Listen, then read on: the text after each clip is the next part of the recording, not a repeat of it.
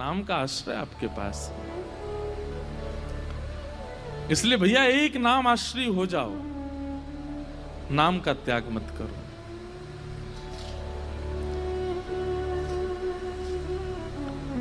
एक भगवान के परम भक्त थे केशवदास।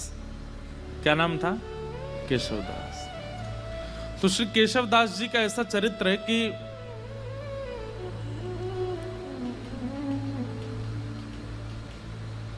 एक बार कहीं कथा में बैठे थे। वो कथा में वक्ता ने ऐसी बात कही कि जीवन में कमाई कहां लगाई जाए तो सार्थक मानी जाती है।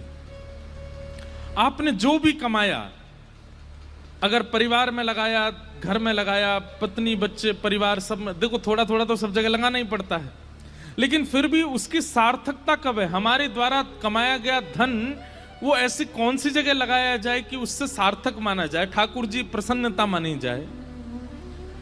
वक्ता बोले कि अगर वो संतों की सेवा में लगा दिया जाए तो जितना अंश संत सेवा में लगता है उससे ठाकुर जी बड़े प्रसन्न होते हैं, वो सार्थक माना जाता है, वो पुण्य माना जाता है। आपकी कमाई करना भी सार्थक हो जाता है अगर संत सेवा बन रही है तो। बहुत ध्यान से सुनना। तो केशवदास जी ने ये बात सुनी कि भैया संत सेवा करनी चाहिए, उसमें जो धन लगता है वही सार्थक माना जाता है। अपनी पत्नी से कह दिया, देवी देखो हम जो भी कमाते हैं ना, उसका जो भी अंश ठाकुर जी कृपा करेंगे हम संत सेवा में उसको प्रस्तुत करेंगे, तुम राजी हो? पत्नी बोली हाँ हम राजी हैं। बंधुओं, भगवान की बहुत बड़ी कृपा मानिएगा कि आपका कोई संबंधी, कोई सगा ऐसा है जो भगवत सेवा करने में आपकी सहायता करता है। उस मित्र को कभी मत छोड़िएगा जो कथा में लेके आता हो। उस मित्र का कभी त्याग मत करना जो वृंदावन लेके जाता हो। वो बहन सबसे अच्छी है जो ठाकुर जी की सेवा करवाती हो। वो भैया सबसे अच्छे हैं जो प्रवचन सुनवाते हों। वो माता पिता सबसे अच्छे हैं जो ठाकुर जी की सेवा की आज्ञा देते हों। वो पति सबसे अच्छा है जो गुरु सेवा में संग लग जाता हो। अगर इन भावों से कोई भी संबंधी आपका है, चाहे वो बुआ जी हैं, फूफा जी हैं, चाचा हैं, ताऊ जी हैं, पति है, मित्र है, उस संबंध का त्याग मत कीजिएगा। चाहे वो जीवन में आगे चल करके भले ही पद भ्रष्ट हो जाए तो भी उसका त्याग मत कीजिएगा। वो कभी आपको कथा में लेके गया था, उसकी वजह से आपको कथा मिली थी, इसलिए उसका त्याग मत करना। तो सबसे बड़ा संबंधी, सबसे श्रेष्ठ संबंधी है। तो कई बार पति भक्त होते हैं पर पत्नी का स्वभाव नहीं होता, और पत्नी भक्त होती है, पति का स्वभाव नहीं होता। दोनों विपरीत होते हैं तो बहुत मुश्किल होती है फिर। लेकिन केशवदास जी की जो पत्नी थी वो बिल्कुल योग्य थी। उसने कहा आपकी जैसी इच्छा, आप कहेंगे संत सेवा होनी चाहिए तो होगी। इतना धन नहीं कमाते थे, बहुत अल्प सी धन कमाते थे कि बस दिन रात भोजन हो जाए बस, लेकिन संत सेवा का प्रण ले लिया। एक बात मानेंगे हमारी, कथा में या गुरुजनों के द्वारा जब कोई बात ऐसी आप सुनते हैं जिसको सोच करके सुन के आपके मन में आता है ये मुझे करना चाहिए, लेकिन मैं कैसे करूं, मेरे पास व्यवस्था नहीं है। आप जब व्यवस्था को आगे रख करके किसी आज्ञा से पीछे हट जाते हैं तो बहुत बड़ी गलती करते हैं। कोई आज्ञा ऐसी हुई, कोई बात ऐसी कथा में सुनी या गुरुजनों से सुनी, वो बात सुनकर के आपके मन में आया ये मुझे करना चाहिए, लेकिन मेरे यहां व्यवस्था नहीं है। व्यवस्था का विचार ही मत करो। जैसे ही आपको लगा कि ये मुझे करना चाहिए, आप करने लग जाओ। जिन महापुरुष से आपने सुना या जिस ग्रंथ की बात आप सुन के आए हो वो सामर्थ्य प्रदान करेंगे, व्यवस्था कर देंगे, आप बस लगना शुरू करो उसमें।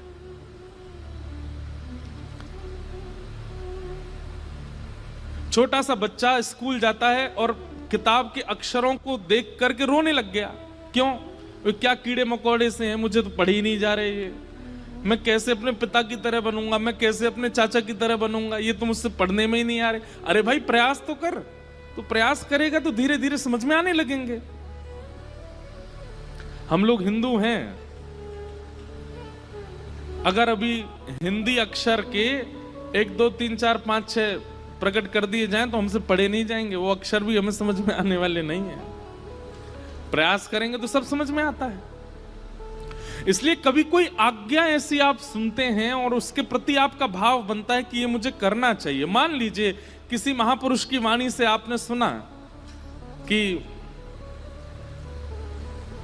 संत सेवा करनी चाहिए, सप्ताह में 1 दिन निश्चित कर लो कि चाहे धूड़ के करके आए संत सेवा करेंगे। आपके मन में आया कि मेरा मन तो हो रहा है कि मैं करूं, पर कैसे करूं? क्यों? व्यवस्था नहीं है, चाहे धन की कमी है, चाहे परिवार में कोई साथ देने वाला नहीं है, आदि आदि जो भी व्यवस्था का चिंतन करके रुकिए मत। मुझे संत सेवा करनी चाहिए, ठीक है, अगले सोमवार से मैं सोमवार संत सेवा करूंगा। आप तनिक से प्रारंभ तो करिए। आप प्रारंभ करोगे पूरा ठाकुर जी कराएंगे। केशव दास जी के चरित्र से सीखने को मिलेगा आपको। केशव दास जी की व्यवस्था इतनी उचित नहीं थी कि वो संत सेवा कर सकते हैं, लेकिन कथा में सुन लिया तो मन बना लिया कि अब सेवा मुझे करनी है, और पत्नी का साथ लेकर के जो भी धन कमाते थे उससे बढ़िया प्रसादी बनाते, संतों को निमंत्रण देते, घर पर संत आते, प्रसाद पाते। भगवान की दया से इतना ही प्रसाद बनता कि संत जन पा लेते, उनके लिए नहीं बच पाता था। तो दोनों क्या करते, जो संतों की शीत प्रसादी होती थी उसी को इकट्ठा करते, उसी को पा लेते। कभी कभी वो मिल भी नहीं पाती थी। अब संतों से थोड़ी कहेंगे कि छोड़ जाना थोड़ा, वो बेचारे प्रेम से पाते थे तो कई बार मिलता भी नहीं था, लेकिन संत सेवा बनने लगी। लेकिन ठाकुर जी बहुत दिन तक अनुकूलता रहने नहीं देते। लिख लीजिएगा इस बात को, अगर बहुत प्रसन्नता में जीवन निकल रहा है, भूलिएगा नहीं, आएगा दुख, निश्चित आएगा। बहुत धन के साथ में अभिमान हो गया है कि मैं कुछ भी खरीद सकता हूं, मैं कुछ भी कर सकता हूं, मैं कुछ भी बना सकता हूं, मैं कहीं भी जा सकता हूं। एक दिन आएगा कहीं जाने लायक नहीं रहोगे। और ये विपरीत स्थिति में भी सुनिए, अगर बहुत कष्ट में जीवन जा रहा है तो परेशान मत होइए, एक दिन सुख आएगा। आज इतनी धन की व्यवस्था नहीं है कि आप एक ही वस्त्रों को 5-5 दिन तक पहनते हैं, है ही नहीं वस्त्र, चिंता मत कीजिए, एक दिन ठाकुर जी अनुग्रह कुछ करेंगे। एक स्थिति कांस्टेंट किसी की नहीं रह सकती, परिवर्तन तो होता है, चाहे वो वैष्णव हो चाहे वो संसारी हो। तो केशवदास जी सेवा करते थे। अब धीरे धीरे क्या हुआ, उनका धन जो था खत्म होने लगा, अब सेवा के लिए धन नहीं बचा। उन्होंने कर्जा लेने का मन बनाया कि मैं कर्जा ले लेता हूं, संत सेवा नहीं छूटनी चाहिए। अब बेचारा कोई धनवान नहीं होता, सामान्य होता तो उसको कोई कर्जा भी नहीं देता। बाजार में निकल गए कर्जा लेने के लिए कि कोई हमें थोड़ी सी सेवा कर दो तो हम संत सेवा करेंगे। किसी ने भी उनको देने से मना कर दिया। लेकिन एक चतुर व्यापारी था, जब ये गए उसके पास, बोले आप जो कहेंगे हम ब्याज सहित आपको वापस कर देंगे, हमें थोड़ा सा धन दे दो, संत सेवा करनी है। तो व्यापारी ने कहा ठीक है हम दे देंगे तुमको धन, लेकिन बदले में हमको ब्याज सहित धन नहीं चाहिए, एक सेवा कर दो हमारी। ये तो नाचने लगे, बोले आप जो कहोगे सो करूंगा। क्या करना है पूछा नहीं। हम आप सब लोग होते तो पूछते, भाई हम जितना धन ले रहे हैं उसके समान ही मेहनत करेंगे। बोले आप धन दे दीजिए, मैं संत सेवा कर रहा हूं, उसके बाद आ जाऊंगा, आप जो कहोगे करने को तैयार हूं। धन दे दिया, संत सेवा हो गई। संत सेवा करने के बाद पत्नी से कह दिया देखो अब अगले 1 हफ्ते के लिए हमारे पास में खूब संपत्ति आ गई है, अब तुम चिंता मत करो, संतों की सेवा पर मैं किसी को कर्जा चुकाने जा रहा हूं। तो कर्जा कैसे चुकाओगे, आप धन तो है नहीं। बोले वो सेवा करनी है, उसी से चुक जाएगा। एक भला आदमी मिल गया, उसने कहा कि पैसा मत लौटाना, सेवा कर देना। केशवदास जी लौट करके गए उसके पास, बोले भैया बताइए क्या सेवा करनी है। आप कहें तो बर्तन मांज दूं, झाड़ू लगा दूं, पोंछा कर दूं, पुताई कर दूं, क्या करना है आप बताओ। बोले हमारी एक जमीन है, वहां पर कुआं खोदना है। कुआं खोदना है। कुआं खोदने का मतलब समझते हैं? कितनी गहराई में जाना पड़ेगा, जब तक जल ना आ जाए तब तक खोदते रहो, और जब वो जल निकलना प्रारंभ हो जाए उसके बाद भी कितने फीट अंदर तक खोदना पड़ेगा, फिर चिनाई करनी पड़ेगी, कुएं में पूरा उसको आकृति देनी पड़ेगी, फिर बहुत दिन तक जल खींचना पड़ेगा, सारा मतमैला जल निकल के जब बिल्कुल स्वच्छ जल आ जाएगा तब कुएं का निर्माण होगा। इतना तो धन भी नहीं लिया था उन्होंने जितना उनको सेवा दे दी, लेकिन प्रसन्न हो गए। जो आ गया, कहां जाना है बताइए। एक बार भी ये नहीं कहा कि आप ऐसी सेवा कैसे करा सकते हैं। पहुंच गए फावड़ा लेकर के और लगे, जैसे करते निकालते फेंकते करते मिट्टी, तो वो एक गति जैसी बन गई थी। फावड़े चलने की आवाज, मिट्टी भरने की आवाज, फिर उसको दूर फेंकने, उसकी जो वो धुन बन गई थी, उसमें इतना उनको सुख मिलने लगा था कि वो राम राम जपते हुए ये करते थे। और उन्होंने नियम लिया कि ये मैं अपनी संत सेवा चुका रहा हूं, किसी से लिए थे मैंने धन संत सेवा, वो चुका रहा हूं। मैं नियम रखूंगा कि मैं इस पूरे क्रियाकलाप में संसारी बात नहीं करूंगा, केवल राम राम बोलूंगा। कुआं खोदते जा रहे हैं। 2-3 दिन बाद पत्नी को लगा ये कहां जाते हैं, सुबह के जाते हैं रात तक आते हैं। पत्नी भी आ गई, संत सेवा करके आती थी, उसको कहते थे कि अब गहरा हो गया है, तुम मिट्टी में भर के दिया करूंगा, तुम फेंक दिया करना, और सुनो कोई संसारी अपवाद विवाद नहीं, केवल राम नाम बोलना। उनका तो अच्छा भजन हो गया। बोले कि इतने प्रसन्न रहने लगे केशवदास जी, बोले भजन भी हो रहा है और मेरे पैसे भी चुक रहे हैं। वो व्यापारी बड़ा खुश कि हमारा तो इतना पैसा भी नहीं लगा जितना बड़ा काम हो रहा है। करते जा रहे हैं, पर कई बार बंधुओं भक्तों को अपना यश खुद नहीं बनाना पड़ता, ठाकुर जी उनका यश बनाते हैं। और कई बार यश दिलाने से पहले ठाकुर जी बहुत तगड़ी ठोकर देते हैं। कुएं में पानी का स्रोत आने लगा था, पानी नीचे से आने लगा था। बड़े प्रसन्न हो गए थे केशवदास जी कि अब जल आ गया है, वो जिन्होंने मुझे धन दिया उनकी सेवा पूरी हो रही है। लेकिन तभी जोर की हवा चली और बगल के मिट्टी जो गहराई में चले गए थे, तो वो मिट्टी थोड़ी सी ढीली हो गई और वो पूरी नीचे आ गई, और जितना कुआं भरा था सब दोबारा भर गया और केशवदास जी अंदर ही दब गए उसमें। पत्नी दौड़ी दौड़ी इधर उधर भागी, अरे कोई बचाओ, मेरे पतिदेव अंदर गिर गए हैं, कोई बचा के लाओ।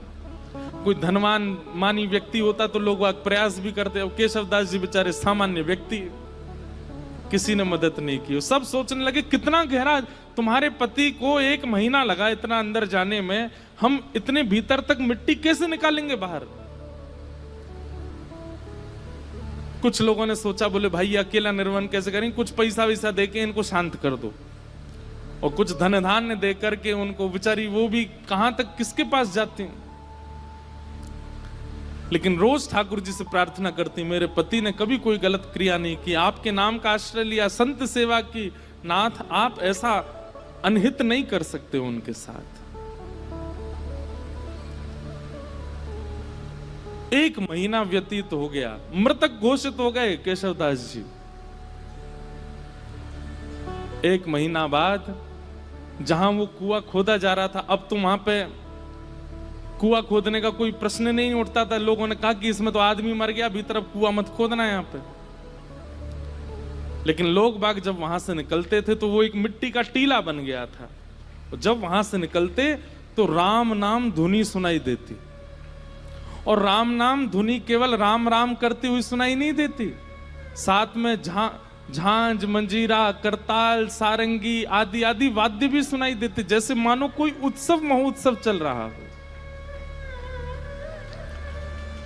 आते जाते लोगों को लगता शायद पास के गांव में कीर्तन चल रहा होगा, लेकिन जब 10-15 दिन तक अखंड नाम धुनी सुनाई देने लगी, पास के गांव में जाकर के देखा कोई उत्सव नहीं है, तब बोले शायद यही कुछ है। तभी एक राजा को यह बात पता चली। उस राजा ने अपने सैनिकों को लगवा करके पूरी मिट्टी निकलवाई वहां से, और भीतर जाकर के जब देखा तो एक मट्टी का एक मानो जैसे कुंज जैसी बन गई थी, और उस कुंज के भीतर सुंदर पात्र में सुंदर प्रसादी रखी थी, और प्रसादी के साथ ही भीतर एक दिया जल रहा था, और वहां पर श्री केशवदास जी बैठ करके कीर्तन कर रहे थे, और उनके कीर्तन के साथ में वहीं के जितने जीवाणु आदि थे वे सभी मानो जैसे करताल मजीरा आदि ढोल बजा करके उनके कीर्तन को सार्थक कर रहे थे। ये देख करके सब हैरान रह गए। नाम का बल ये सामान्य बात नहीं है। नाम का आश्रय लेने वाला व्यक्ति कैसी भी परिस्थिति में हो, नाम सब सुलभ कराने की सामर्थ्य रखता है। ठाकुर जी के नाम में इतना बल है। हमारे गोवर्धन में एक बाबा गए, गुरु दीक्षा लेने के बाद अपने गुरु जी से कहा, आप जो आज्ञा देंगे मैं उसको पूरी करूंगा, आप बस आज्ञा दीजिए। गुरु जी ने भी ऐसी आज्ञा दी जो बाबा कर ही नहीं सकते थे। क्या? कि जितने भी संस्कृत साहित्य ग्रंथ हैं हमारे संप्रदाय के, सबका अध्ययन करके सबको कंठस्थ करो। बाबा बोले मैं तो अंगूठा टेक, मुझ पर संस्कृत कहां आती है। गुरु जी बोले हम एक ही बार आज्ञा देते हैं, हमने जो आज्ञा देनी थी वो दे दी। बाबा इतने रोने लगे, गिरिराज जी के तलेटी में रोते, हे किशोरी जी, हे श्यामाजू, मैं तो अनपढ़ गंवार हूं, और गुरु जी ने आज्ञा की कि सारे संस्कृत साहित्य हमारे संप्रदाय के सबको कंठस्थ करो। कैसे करूंगा मैं, मुझे तो पढ़ना ही नहीं आता, मुझे तो केवल आपका नाम आता है, मैं तो केवल राधा राधा करना जानता हूं और कुछ नहीं आता मुझसे। इसी चिंता में रोने लगे, राधा राधा पुकारते पुकारते रोते थे कि मुझ पर तो कुछ भी नहीं आता, मैं अपनी गुरु इच्छा गुरु आज्ञा को कैसे पूरी करूं। 4-5 दिन तक तो रुदन किया, 5वें दिन मानसी गंगा में डूब करके प्राण त्यागने को तैयार हो गए। बोले अब मैं प्राण त्याग दूंगा, अब जीवित रहने का मेरा कोई, मैं गुरु इच्छा पूरी नहीं कर पा रहा, गुरु आज्ञा पूरी नहीं कर पा रहा, और मेरी उम्र अब 50 की हो चुकी है, अब मैं कहां से पढ़ना सीखूं, कैसे याद करूं। मानसी गंगा में जैसे ही अपने प्राण त्यागने के लिए कूद ही रहे थे, तभी किशोरी जी प्रकट हो गई, और किशोरी जी प्रकट होकर के बोली, क्यों अपने प्राण त्याग रहे हो? बोले कि हे स्वामिनी जी, मेरे गुरु ने आज्ञा की, मेरा सौभाग्य कि आपके मुझे दर्शन हो गए, पर मेरे गुरु ने मुझे आज्ञा की कि सारे संस्कृत साहित्य याद करो। कैसे करूं, मैं तो पढ़ा लिखा ही नहीं हूं। किशोरी जी ने कहा अपनी जीभ बाहर निकालो, और बाबा ने अपनी जीभ बाहर निकाली। श्यामाजू ने वो जीभ पकड़ करके और एक सीख से उस पर कृष्ण लिख दिया, और कृष्ण लिख करके कहा अब जाओ, तुमने जीवन भर नाम गाया है मेरा, और उससे श्री कृष्ण प्रसन्न हुए हैं। श्री किशोरी जी का नाम गाने से किशोरी जी प्रसन्न नहीं होती हैं, ठाकुर जी प्रसन्न होते हैं, और ठाकुर जी का नाम गाने से किशोरी जी प्रसन्न होती हैं। बोले आपने जीवन भर मेरा नाम गाया और कुछ आपको नहीं आता है, इसलिए ठाकुर जी बड़े प्रसन्न है, और उन्होंने प्रसन्न होकर के कहा है कि मेरी जितनी सिद्धियां उनमें एक विद्या सिद्धि है, वो विद्या सिद्धि आप इसको दे आओ। श्री जी अब जाओ, अब तुम्हें पढ़ने की भी आवश्यकता नहीं है, तुम बस गुरु जी जो प्रश्न करें सबका उत्तर देते जाना, सारा साहित्य तुम्हारी जिह्वा पर विराजमान हो गया। जैसे ही गए, गुरु जी ने कहा कि पढ़ाए? बोले हाँ, 5 दिन पहले तो हमने आज्ञा दी, बड़ी जल्दी पढ़ाए। बोले गुरु जी आप आज्ञा करें, कौन सा साहित्य, कौन सा ग्रंथ सुनाऊं? गुरु जी ने ग्रंथ का नाम बोला तो बैठ करके पूरा ग्रंथ सुना दिया। बोले कैसे प्रकट हुआ? बोले केवल नाम का आश्रय, श्री जी के नाम की कृपा हुई है, मैं पढ़ा लिखा नहीं हूं, श्री जी ने कृपा करके अपने नाम की कृपा से मुझे ये सब प्रदान कर दिया। इसका मतलब ये नहीं है किसी के पेपर हो तो रात भर राधे राधे बोलता रहे, हे किशोरी जी कल मेरा एग्जाम अच्छा हो जाए। लंबे समय तक नाम का आश्रय लीजिए, और उस नाम का आश्रय किसी कार्य की सिद्धि के भाव से मत लीजिए, बस नाम का आश्रय लीजिए, कार्य सब अपने आप ठीक हो जाएंगे। सत्यम परम धीमहि, परम सत्य भगवान का नाम है, उसे हम बारंबार प्रणाम करते हैं। धर्म प्रोजित कई तवोत्र परमो निर्मत्सराणां सताम्, वैद्यं वास्तवमत्र वस्तु शिवदं तापत्रयोन्मूलनम्। श्रीमद्भागवते महामुनिकृते किं वा परैरीश्वर, सद्यो हृद्यवरुध्यते त्रिकृतिभिः शुश्रूषुभिस्तत्क्षणात्। धर्म प्रोजित कई तवोत्र परमो, परम धर्म की इच्छा चित्त में प्रकट होना, ये विषय है भागवत जी का। परम धर्म का मतलब क्या होता है?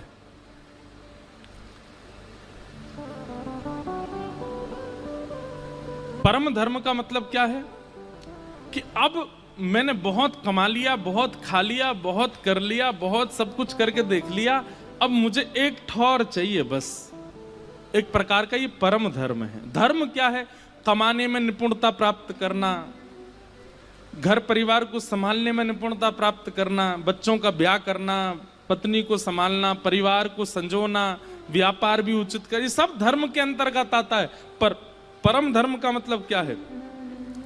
अब इस देह का तो मैंने कल्याण कर लिया, अब आत्मा का कल्याण करना है, वो परम धर्म है। एक दिन ऐसी चेतना मन में प्रकट हो जाए कि बस अब इस आत्मा की सदगति मुझे देखनी है, कैसे होगी? अब मुझे एक आश्रय चाहिए। आपने सुना होगा प्राचीन काल की जितनी भी राजाओं की कथा सुनाते हैं व्यास मंच, सब में क्या कहते हैं? एक उम्र आने पर राजा वन को चले गए, राजा वन में जाकर के भजन करने लगे। पर आजकल कोई वन में नहीं जाता, वन ही नहीं बचे। आजकल कोई वन में नहीं जाता। लेकिन एक बात कहें, इस कलिकाल में वन श्री वृंदावन है। आपका मन जिस दिन वृंदावन की ओर बढ़ जाए, मन जिस दिन वृंदावन के अलावा और किसी को प्रायोरिटी ना देता हो, उस दिन समझ जाना कि बस यही हमारा वनवास है, यही हमारा वन गमन है। मन में और कोई इच्छा ना आवे वृंदावन के अलावा।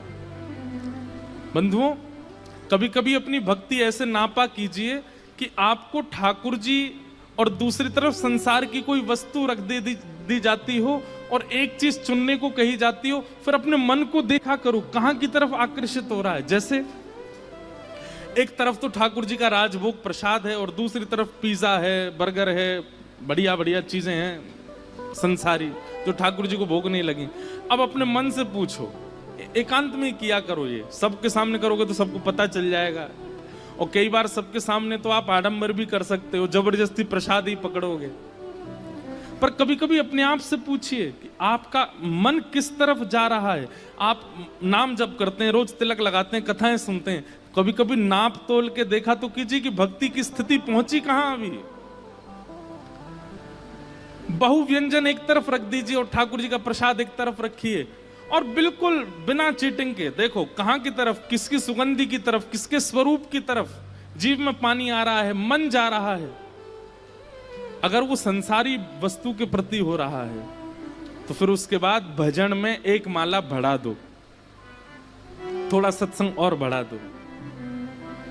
और यदि वो ठाकुर जी के प्रसाद की ओर भाग रहा है, बहु व्यंजन सामने रखें लेकिन मन में इच्छा ही प्रकट नहीं हुई, ठाकुर जी का प्रसाद प्रधान है, तो अब ये समझ जाओ कि हमारे गुरु की कृपा, हमारे भजन का प्रभाव, हमारी सत्संग, हमारे पुण्यों का प्रभाव, ठाकुर जी हमें प्रिय लग रहे हैं। अब प्रसन्न हो जाओ। स्थानों को रखो, एक तरफ अपॉर्चुनिटी है आपके पास कहीं विदेश जाने की, और एक तरफ अपॉर्चुनिटी है फ्री समय हम वृंदावन भी जा सकते हैं। कहां जाना चाहिए? लेकिन मन में विदेश का ही आएगा। यहां बोल रहे हो आप लोग, आप विदेश जाने के लिए पहले हां करोगे, वो वहां जाना है। कभी कभी ये नाप तोल करके देखा कीजिए कि कहां की तरफ रुझान ज्यादा है, और यदि वो रुझान भगवत सेवा के प्रति, भगवत वस्तुओं के प्रति बढ़ रहा है, तो इसका मतलब क्या है? आप परम धर्म के मार्ग पर अब निकल चुके हो, अब उसके प्रयास और ज्यादा कीजिए। अब ठाकुर जी ने चुन लिया है, अब इस मार्ग को और निपुणता से इस मार्ग पर आगे बढ़िए। धर्म प्रौजत कई तवोत्र परमो निर्मत सराणाम सताम।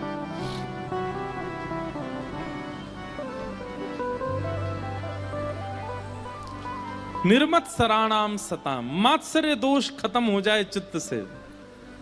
किसी के प्रति ईर्ष्या, किसी के रूप, स्वरूप, वैभव, संपत्ति और उसकी श्रेष्ठताओं को देखकर के आपके चित्त में ज्वलनशीलता ना होती हो, प्रसन्नता होती हो, समझ जाओ अब ठाकुर जी हमें स्वीकार कर रहे हैं। तीसरा, वैद्यम वास्तव मत्र वस्तु शिवदम। अभी नासिक में कथा थी तो एक बालक मुझे कोई बोला कि मैं ठाकुर जी के किसी भी मंदिर में जाऊं, ऐसा जरूरी नहीं एक ही मंदिर में, कहीं भी किसी भी मंदिर में जाऊं मुझे सब भगवान दिखते हैं, लेकिन एकमात्र ठाकुर जी को देख के भगवान वाली फीलिंग नहीं आती, ऐसा लगता है ये मेरे कोई हैं। इसका क्या मतलब है? मैंने कहा ये मतलब है ठाकुर जी आपको कुछ मानते हैं। बोले मैं पंडरीनाथ जी को देखता हूँ, बोले रुक्मणी मैया को देखता हूं तो मुझे लगता है ये भगवान है। मैंने कहा भाई ऐसा मत करे, उनको भी कुछ मान ले अपना। बोले नहीं महाराज जी, हनुमान जी को देखूं, गरुण जी को देखूं, गणेश जी को देखूं, मंदिर में जिनको भी देखता हूं सबके प्रति भगवान की भावना आती, पर मुख्य ठाकुर जी वंशी वाले हों या लड्डू गोपाल हों, ये कहीं भी दिख जाते हैं दुनिया में तो ये लगता है ये मेरे हैं, ये मेरे अपने। मैंने कहा भाई देख, प्रियतमा होती है ना पत्नी, भली उसका पति बहुत बड़ा कलेक्टर बन जाए, बाकी सब लोग तो उसके सामने सल्यूट करेंगे, पर पत्नी को वो अपनी किसी भी स्थिति में चला जाए, कितना भी श्रेष्ठ बन जाए, कितना भी उचित बन जाए, वो उसको हर स्टेज पर, हर परिस्थिति में, हर स्थिति में अपना ही लगता है। संबंध है तभी तो अपना लगता है। मां को अपना बेटा कोई श्रेष्ठ व्यक्ति नहीं दिखता है, बेटा बेटा ही दिखता है। ऐसे अगर ठाकुर जी के प्रति भगवत भावना करके कोई अपनत्व की भावना आती है, उसका मतलब है ठाकुर जी भी संबंध मान चुके हैं, अब बस ढूंढो कि वो संबंध है कौन सा। हम तो ये कहते हैं भैया भारत में जितने ठाकुर जी के मंदिर है ना, इन सबको अपना परिवार ही बना लो। जैसे श्री पंडरीनाथ भगवान हैं, ये कौन है? बोले ये हमारे फूफा जी हैं। वहां की रुक्मणी मैया बुआ जी हैं। कोई पूछे कहाँ जा रहे हो? फूफा जी के घर जा रहे हैं। पंढरपुर जा रहे हैं नहीं बोलो, कहाँ जा रहे हो? बुआ जी के यहाँ जा रहे हैं अपनी। एक दो बार तो आदमी यही सोचेगा, और इतनी इतनी निपुणता से बोलो कि सामने वाले को यही लगे कि बुआ जी के यहाँ ही जा रहे हो। 5-6 बार बाद उसको पता चले कौन सी बुआ जी तुम्हारी? बोले चंद्रभागा नदी के तट पर रहती हैं, रुक्मणी मैया हमारी बुआ जी हैं, ठाकुर जी हमारे फूफा जी हैं। द्वारिका के ठाकुर जी को अपने जीजा जी मान लो, वहां की रुक्मणी मैया हमारी बहन है। अब कहाँ जा रहे हो? जीजा जी के यहाँ जा रहे हैं। जगन्नाथपुरी में ये कौन है? बोले ये हमारे चाचा जी हैं, चाचा जी से मिलने जा रहे हैं। बद्रीनाथ भगवान, बोले ये तो नाना जी हैं हमारे। अच्छा बद्रीनाथ वैसे भी नाना जी हैं, क्यों? श्रीमद् भागवत का निर्माण बद्रीनाथ में ही हुआ, और भागवत जगत माता है, और माता जी का जो जन्म स्थान होता है वो नानी का घर ही होता है। लो ऐसे भी संबंध बन गया कि वो नाना जी हैं। श्री राधा रमन जी कौन है? बोले ये तो हमारे प्रियतम हैं। बिहारी जी कौन है? ये हमारे सखा हैं। राधा वल्लभ जी कौन है? बोले ये हमारे सखा के सखा हैं। ऐसे कोई संबंध, सबसे संबंध बना लो और फिर उस संबंध का निर्वहन कीजिएगा, उस संबंध को निभाइएगा, उसी संबंध से जाइए, उसी दृष्टि से देखिए, उसी भाव से मिलिए। बिहारी जी, अगर आपको भाई के रूप में लगते हैं और कभी बहुत भीड़ हो जाए तो भीतर जाकर के थोड़ा रोष भी बहन की तरह कर सकते हो या भाई की तरह कर सकते हो। अरे भैया तो बहुत बड़ा होगा, अब तो दर्शन ही ना दे हमें, हैं इतनी भीड़ है गई है, कोई धक्का मारे कोई भगा दे यहाँ ते, ऐसा मत करे भैया, लाला मिल लेकर हम ते। ठाकुर जी अनुग्रह करेंगे, ठाकुर जी कृपा करेंगे। आप संबंध मानिए, ये बात कोई मनगणंत नहीं है, ये भगवत वाणी है।